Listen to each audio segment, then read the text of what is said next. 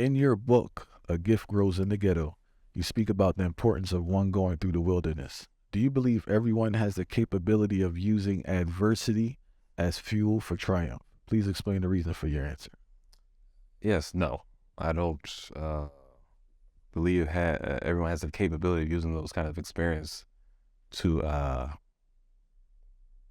overcome or to triumph over whatever the challenge is, only because I believe as a society we are preparing people to do this. We don't emphasize the importance of struggle. We don't emphasize the importance of failure. We don't emphasize the need for the wilderness. That's not something to be overcome or something that should be ignored. That is a part for a lot of us are developing into being who we want to be. So for that reason, I don't think everybody has the capability to use adversity in that way. I hope people would embrace that kind of thinking more than they do. But again, I don't blame individuals themselves for lacking this.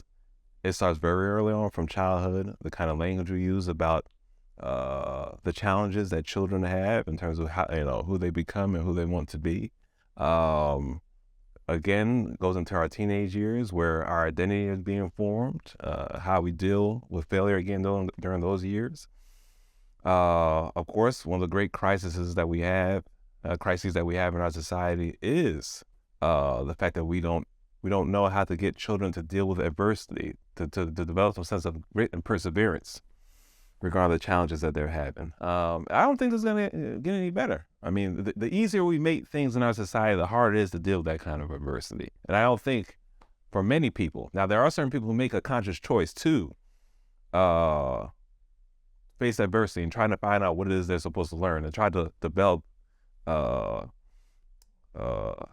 some greater sense of development because of these challenges. But many people don't. I mean, it's easier to kind of be comfortable with the easy road, to put it plainly, than the challenging road that kind of leads us into those wilderness experiences, which we avoid oftentimes. Hey, I have a theory. I want to hear what you have to say about this, right? Our parents, our generation, really didn't have access to credit. Yeah. So therefore, it was just no. Yeah. We are.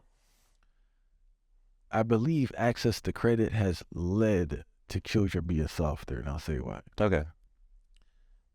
Parents are utilizing purchases or consumption in place of parenting, in place of hard conversation. Yeah. And by doing so, they've created a sense of entitlement that I don't think would have been present if they didn't have access to credit. Also, they're buying a lot of things way too easily and making. Yeah.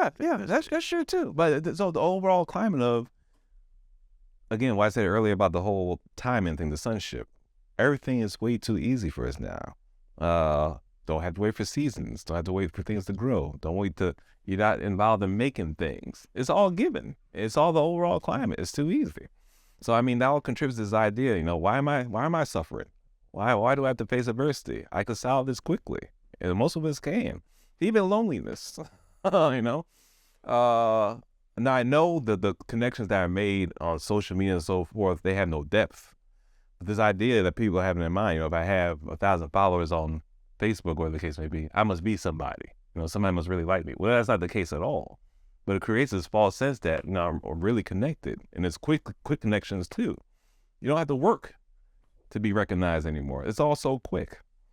False sense of talent and false accomplishment also. Yeah, all that, and that all contributes to the same thing. Now, the problem with this is, and this is where the ills of social media come in, is not the connections that are really the problem, is the disconnections. When people are getting disliked, or somebody makes negative posts about you on social media, and people can't handle that because it's so quick. And I mean, it's different. If I come up to you after school and say, man, I really don't like you because, I think you're stupid, the case may be. You go home, you can think about it, but you don't have to hear it over again, over and over again. Somebody posts something about you online, and people do this. They'll read the same post 1,000 times over and over again online, and you can't get away from it because it seems so permanent. Something so quick, though, can become so permanent. That's the thing. So anyway, yeah, how quick these connections are made, how quick they're broken, is extremely problematic.